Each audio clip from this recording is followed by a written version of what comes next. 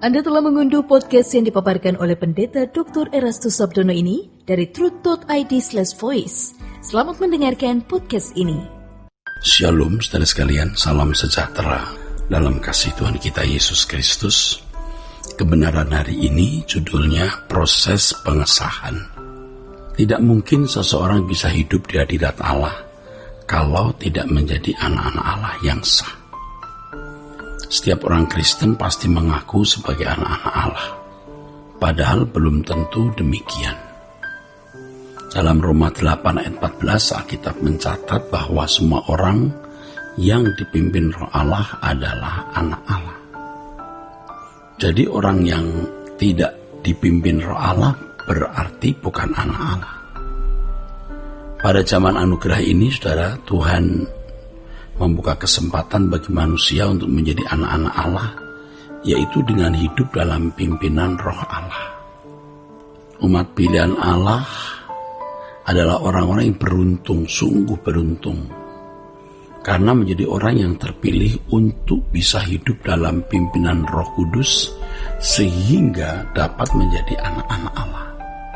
Berbicara mengenai anak-anak Allah, kita perlu meninjau Yohanes pasal 1 ayat 12. Mereka yang percaya diberi kuasa supaya menjadi anak-anak Allah. Kata kuasa itu dari teks aslinya adalah exousia. Kata ini berarti hak istimewa yang membuat seseorang memiliki fasilitas untuk menjadi anak-anak Allah. Fasilitas itu adalah penebusan, Roh Kudus, firman, dan penggarapan Allah atas orang yang mengasihi Dia. Jadi kuasa tersebut tidak otomatis membuat seseorang menjadi anak Allah. Kuasa itu diberikan supaya kita menjadi anak Allah. Tujuan keselamatan pada intinya adalah menjadikan anak manusia berubah sehingga berkeadaan sebagai anak-anak Allah. Dengan berkeberadaan sebagai anak-anak Allah, barulah seseorang mendapat legalitas, atau pengesahan status sebagai anak-anak Allah. Seseorang hanya dikatakan berstatus sebagai anak-anak Allah kalau berkeadaan sebagai anak-anak Allah. Setiap orang percaya harus mengalami proses perubahan status dari anak gampang atau notos atau anak yang tidak sah menjadi anak yang sah, huios. Di Alkitab pada kata anak gampang di Ibrani pasal 12 itu artinya anak yang tidak sah. Dalam bahasa Yunaninya notos. Sedangkan anak yang sah itu huios, berarti anak yang resmi. Penjelasan mengenai notos dan huios ini tertulis dalam Ibrani pasal 12 ayat 4-10. Jadi dalam kehidupan orang Kristen itu, saudaraku, ada perjuangan yang harus dijalani untuk menjadi anak-anak Allah yang sah. Memang semua manusia pada dasarnya adalah anak-anak Allah. Sebab roh yang ada pada manusia adalah roh yang berasal dari Allah. Namun saudaraku, mereka yang rohnya atau nesiamahnya belum didewasakan atau belum disempurnakan, masih berstatus anak gampang atau anak yang tidak sah. Mereka belum mengalami perubahan kodrat. Keselamatan merupakan proses mengubah manusia dari anak gampang menjadi anak yang sah. Dari anak gampang, anak yang tidak sah menjadi anak sah.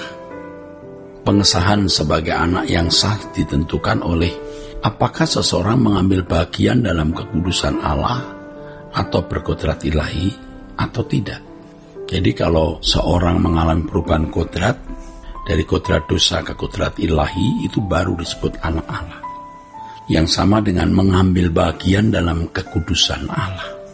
Mengambil bagian dalam kekudusan Allah atau mengenakan kodrat ilahi berarti memiliki karakter seperti Bapa, sehingga dapat berkomunikasi dan berinteraksi dengan Bapa. Bisa hidup di hadirat Allah. Nah, inilah anak-anak Allah itu, saudaraku. Firman Allah berkata, kalau seseorang tidak menerima didikan Bapa, berarti ia adalah anak gampang. Tentu saja orang-orang Kristen seperti ini, tidak mengerti hak dan kewajibannya sebagai anak-anak Allah. mereka pasti hidup dalam percintaan dunia. Mereka yang tidak serius dan tidak tekun belajar kebenaran firman Allah dan tidak bertumbuh dewasa, tidak pernah menjadi anak Allah. Orang-orang Kristen yang tidak tekun belajar firman, tidak bertumbuh dewasa, pasti tenggelam dalam kenyamanan menikmati dunia ini. Ya, menikmati rumah, mobil, hiburan dunia.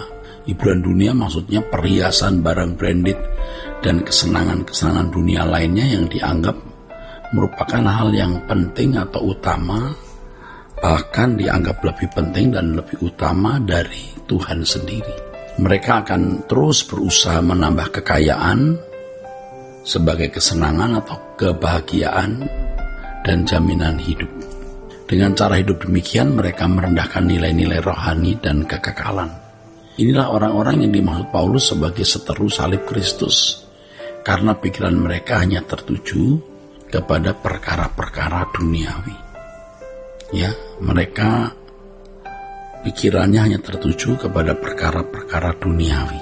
Saudara, banyak gereja yang dengan mudah mengajarkan bahwa kalau seseorang sudah mengaku Yesus sebagai juru selamat, maka secara otomatis sudah berstatus sebagai anak-anak Allah yang sah.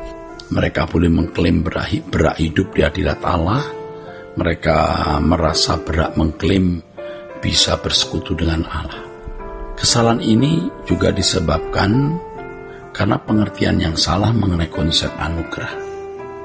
Dipahami oleh banyak orang Kristen bahwa anugerah secara otomatis membuat seseorang berstatus sebagai anak-anak Allah yang sah.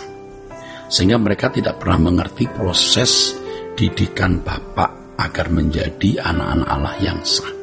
Perjuangan dalam proses pengesahan untuk dapat berstatus sebagai anak-anak Allah ini harus tampak jelas dalam kehidupan setiap hari, saudara. Nah, kalau orang Kristen tidak mengerti hal ini, mereka tidak merasa perlu mengalami proses itu. Mereka stuck, tidak bertumbuh, dan tidak pernah menjadi orang Kristen yang benar-benar sah sebagai anak-anak Allah. Dan banyak sebenarnya orang-orang Kristen yang berkeadaan seperti itu, saudara. Orang yang tidak ada dalam proses ini tidak akan mengalami atau tidak menerima didikan Bapa. Bapak menginginkan setiap umat yang terpilih menerima didikannya untuk diubah menjadi anak-anaknya. Kalau akhirnya seseorang menolak didikan Allah, walaupun sudah diberi kesempatan, maka orang tersebut akan ditolak dari hadirat Allah atau ditolak oleh Tuhan Yesus. Pasti mereka tidak melakukan kehendak Bapa. Anak-anak Allah yang benar itu melakukan kehendak Bapa. Anak-anak Allah yang sah itu pasti melakukan kehendak Bapa. Dan orang-orang seperti ini, orang-orang yang bisa menikmati Allah dan tidak menikmati dunia. Orang-orang yang menikmati kesenangan dunia dalam hidup ini tidak bisa menerima didikan Bapa. Mereka tidak dapat menjadi dewasa sebab tidak mungkin seseorang dapat menjadi dewasa tanpa didikan Bapa. Mereka tidak pernah mengambil bagian dalam kekudusan Allah. Dan dengan keadaan ini, mereka tidak dapat hidup di hadirat Allah. Oleh sebab itu, mari kita bertumbuh menjadi anak Allah yang sah, supaya kita bisa hidup di hadirat Allah. Tuhan memberkati saudara sekalian.